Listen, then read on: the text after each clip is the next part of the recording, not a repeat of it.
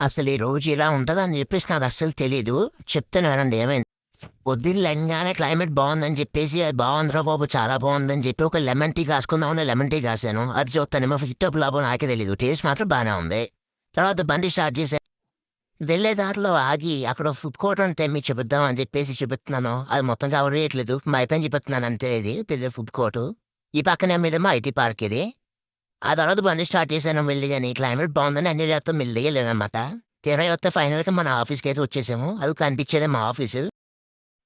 సాయంత్రం టీ తాగుదామని బయటకొచ్చి చూశాను. బయటకొస్తున్నప్పుడు మాత్రం మెట్లు దిగి రావాలి బాబు. బయటకొచ్చి చూస్తే క్లైమేట్ మాత్రం బానే ఉంది. కానీ టీ మాత్రం తాగలేదు నేను. ఏరా బాబు అంటే ఎంజాయ్ చేశాను అంతే. సరే అయిపోయింది టైం అయిపోయిందని చెప్పి మరి పరుగు పరుగున వెళ్ళిపోయి పార్క్‌లోకి చూస్తే బళ్ళన్నీ వెళ్ళిపోయినాయి. సరే అని మన బండి స్టార్ట్ చేసి పెట్టాననమాట.